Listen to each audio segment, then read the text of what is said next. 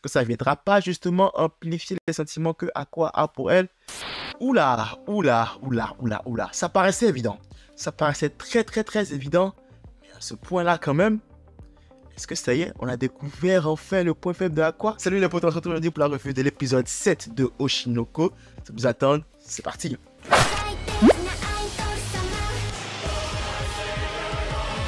Alors, dans cet épisode, on est après que Aqua ait sauvé Akane.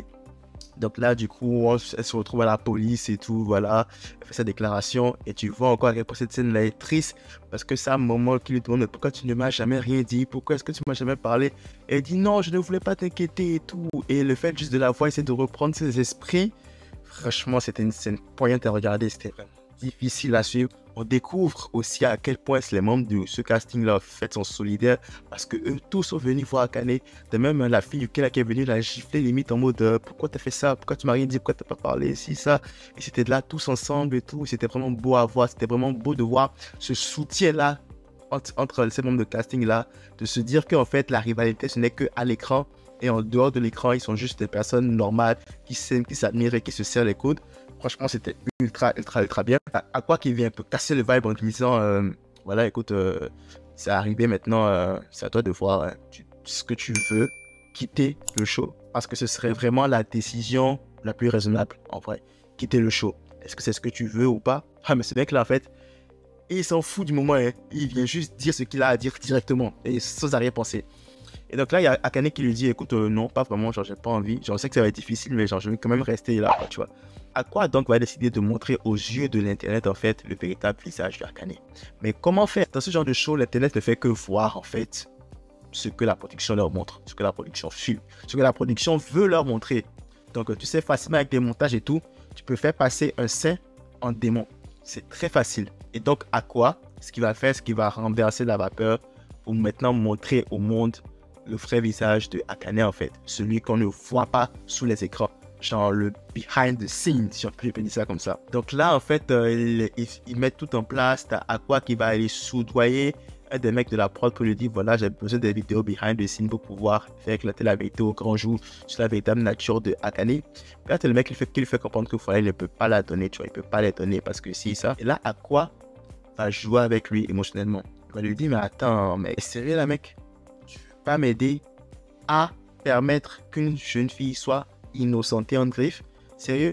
Juste parce que toi tu es payé à certain salaire, donc du coup tu veux juste garder l'image que la prod veut véhiculer aux fans et tu veux même pas faire éclater la vérité, tu vois. Là t'as le mec qui lui répond comme quoi écoute, c'est une pro, elle savait à quoi s'en tenir et tout, voilà. Et là tu te rends compte en fait de l'hypocrisie des gens dans ce milieu là, parce que oui, t'as beau être pro, t'as beau avoir signé, t'as beau connaître ce qui se passe dans ce milieu-là quand tu signes. Mais après, quoi, t'es encore mineur. Les mineurs prennent toujours des décisions stupides. Encore, ils n'ont même pas la maturité nécessaire. Ils rentrent dans ce monde comme ça. La moindre des choses, c'est de les accompagner et de pouvoir les aider à prendre les décisions qui sont bien pour eux. Même des adultes de 25-26 ans font encore des mauvais choix et prennent de mauvaises décisions. Et tu veux que des enfants de 17 ans qui ne savent même pas encore c'est quoi la vie et qui n'ont même pas genre, la maturité nécessaire pour savoir comment la vie se déroule et qui sont jetés dans ce monde comme ça parce que oui, ils ont un talent et tu veux qu'en fait qu'ils prennent les bonnes décisions. Mais come on, man, come on. Et c'est là en fait tu vois l'hypocrisie en fait des gens dans ce milieu là. Et à quoi à dénoncer ça justement en parlant au gars. Et le gars lui a dit ouais, t'as un point. Et donc finalement il a pu avoir les vidéos behind the scenes et donc là en fait ils ont vraiment mis la main à la pâte, genre tous les membres du cast, chacun a donné du sien pour pouvoir permettre à cette vidéo de sortir. Et quand la vidéo est sortie, et ben vraiment, elle a en fait explosé les records. Et c'était intéressant parce que quand je voyais en fait les mecs travailler leurs vidéos et la poster, genre je me voyais en fait comme quand je fais mes vidéos et que genre je les poste et tout et que je m'attends à avoir au moins un like, tout ça, tu vois, c'est vraiment beau. Et c'est vraiment intéressant que la prenne le temps en fait de nous montrer un peu le process, de nous montrer que parfois c'est pas forcément sûr, tu vois. Bien sûr, dans leur cas c'est arrivé, tu vois. Mais le fait de nous montrer qu'il y a quand même un stress, le behind the scenes qui se passe à chaque fois que quelqu'un qui poste des vidéos en ligne se prépare à poster une vidéo. Et ok, est-ce que tout est bon? Est-ce que le son est bien? Est-ce que le son en background est bien? Est-ce que genre j'ai la bonne image? Est-ce que j'ai la bonne miniature? Est-ce que j'ai le bon titre? J'ai les bons tags? Du coup, j'ai vraiment aimé qu'ils prennent le temps de nous montrer en fait tout le processus, que ce soit genre technique et émotionnel, pour poster cette vidéo qui va servir à innocenter notre cher Akane, tu vois. Et après, le film était magnifique, hein. Donc tout le monde est venu maintenant derrière Akane. Tout le monde a commencé en fait à aimer Akane, à apprécier Akane, à voir le vrai visage d'Akane, tu vois. Et donc c'est en ça aussi que l'internet est vraiment facilement influençable. Toutes les images que tu leur montres, en fait, c'est ça qu'ils vont croire. Donc du coup, c'est tellement facile de manipuler Internet. Et voilà quoi, c'est ça qui est triste dans l'histoire. Bref, donc le retour de Akane se prépare en studio. Tu sais, il y a un petit pitch en mode ok, mais maintenant il faut qu'elle soit un peu plus investie en fait dans le show, tu vois. Qu'elle ne soit plus là, Akane qu'on a vu, qu'il faut qu'elle montre un autre personnage.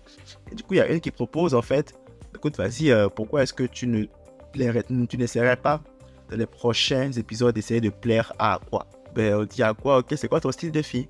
Et là, Aqua va encore nous parler d'Ai, oui, de sa mère, sa pseudo-mère, parce que c'est une réincarnation. Donc, il va nous dire que c'est ça son style de fille. Et il va décrire Ai en fait comme son style de fille. Et ça, je trouve ça un peu gênant, honnêtement, gênant. Ce complexe de deep là qu'on veut nous mettre par rapport à Aqua. Alors, ok, on comprend que c'est une réincarnation et que dans sa vie passée, il idolâtrait Ai. En même temps, encore là, il y a un problème parce que à l'époque, genre, t'étais un docteur, un homme complet, un homme mûr.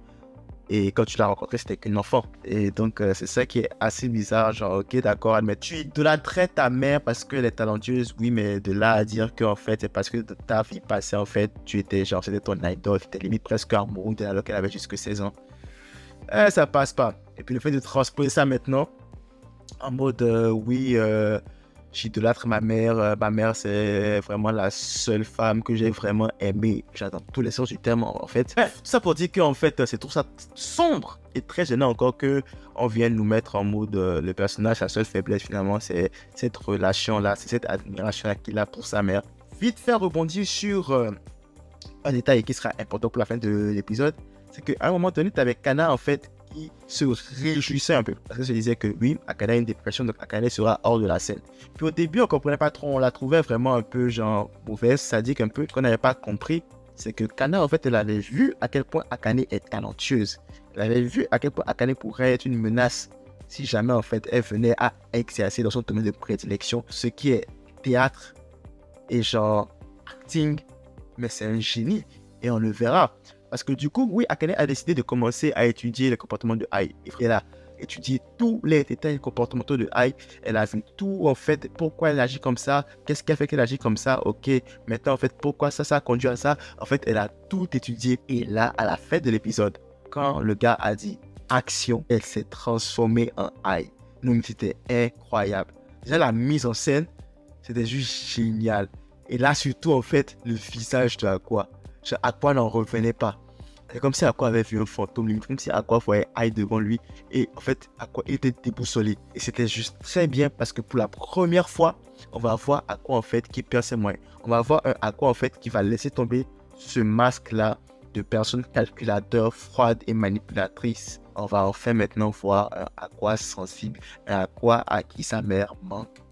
Et un Aqua qui n'arrive toujours pas à surmonter en fait le décès de Ai survenu trop tôt en fait. Pour lui en fait, Ai est encore dans son cœur, Ai est encore dans sa tête et il n'arrive toujours pas à surmonter et c'est ça en fait son point faible. Et du coup quand il reverra quelqu'un qui agit exactement comme Ai, à la personne de Akane, tu m'étonnes qu'il pète un câble, tu m'étonnes qu'il ne soit plus lui-même. T'as vu comment il a regardé, t'as vu comment il était surpris. C'est la première fois en 7 épisodes ou 6, bref, qu'on a vu Aqua aussi surpris, aussi déboussolé, aussi pris au dépourvu. C'est génial. Et on revient encore sur la mise en scène. C'était trop bien parce qu'avec l'ending qui arrive à la fin, je trouve que c'était vraiment une bonne idée qu'ils mettent l'ending dans quelques secondes à la fin de l'épisode. Ça met encore, ça ajoute du piquant, ça ajoute encore plus de piquant à la dernière scène en fait. Et là, la mise en scène de cette scène était vraiment géniale. Genre 10 sur 10. C'est un peu comme si en fait, elle éveillait de nouvelles pupilles comme dans Naruto, tu vois, c'était incroyable. Et là, le détail, quand ses yeux au départ sont vert plein, et quand elle les ferme et les réouvre, ça devient comme les yeux de Ai. C'était le coup de grâce pour Aqua, il n'en revenait pas. Donc Aqua, qui semblait invincible mentalement, a en fait un point faible. Là maintenant, en fait, Akane, c'est un peu le point faible de Aqua. Bref, ne nous emballons pas trop vite, on ne sait pas comment il va réagir dans le prochain épisode. Moi, je ne lis pas les scans, donc je ne sais pas. Il y a plusieurs possibilités, Soit il réussit à garder son calme et tourne une très belle scène, Soit il perd son calme justement, et il a ce talent d'acteur là qu'il a, donc il va devoir maintenant agir de façon naturelle, c'est-à-dire qu'il ne sera plus calculateur comme il est. Il va vraiment agir sous le coup des émotions. Et là aussi, ça peut avoir deux possibilités. Soit la scène flop totalement, ou soit la scène devient genre un véritable banger. Toujours est-il que l'anime peut se servir des hommes de Akane comme talon d'Achille de Aqua. Je sais pas, peut-être que quelqu'un qui veut faire du même à Aqua va s'en prendre à Akane. Surtout que maintenant, en fait, Akane en fait, est devenue une personne proche de Aqua. Parce qu'il ne faut pas oublier, Aqua c'est quand même gêné pour pouvoir innocenter Akane. Ça veut dire que quand même il apprécie. Et en plus de ça, voir maintenant qu'elle est capable d'imiter Ai à 100%, est-ce que ça ne viendra pas justement amplifier les sentiments que Aqua a pour elle?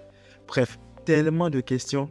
C'est un peu comme si les cartes étaient légèrement rebattues en fait dans cet animé. Parce que maintenant, le personnage principal qui avait l'air invincible, qui avait l'air totalement sûr de lui et en contrôle, vient pour la première fois de perdre le contrôle.